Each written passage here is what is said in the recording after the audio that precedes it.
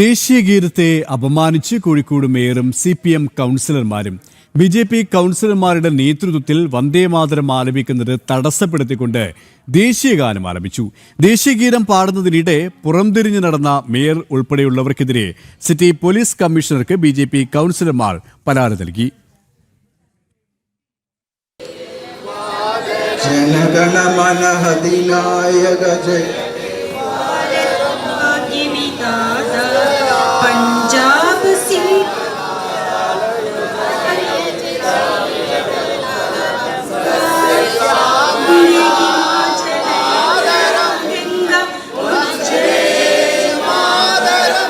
ചടങ്ങിൽ വന്ദേമാതരം ആലപിക്കുമെന്ന് BJP കൗൺസിലർമാർ നേരത്തെ അറിയിച്ചതാണ്.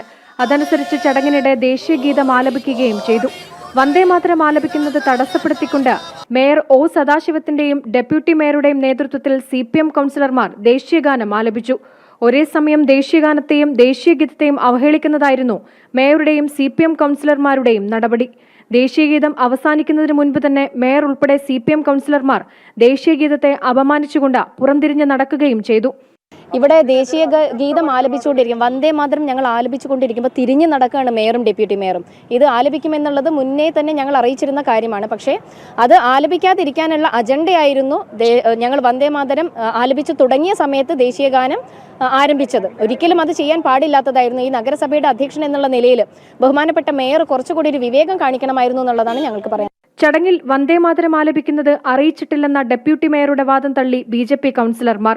ഇവിടുത്തെ മതതീവ്രവാദികളുടെ മതതീവ്രവാദ സംഘടനകളെ പിടിച്ചുകൊണ്ട് വന്ദേമാതരം പാടില്ല എന്നുള്ള ഈ രാജ്യവിരുദ്ധ പരാമർശങ്ങൾക്കെതിരെ ജനാധിപത്യപരമായി രാജ്യസ്നേഹികൾ ഈ നാട്ടിലുണ്ട് എന്നതിൻ്റെ ഓർമ്മപ്പെടുത്തലാണ് ഇന്ന് BJP കൗൺസിലർമാരുടെ നേതൃത്വത്തിൽ ഇവിടെ വന്ദേമാതരം പൂർണ്ണമായി പാടിക്കൊണ്ട് ഞങ്ങൾ നടത്തിയിട്ടുള്ളത്.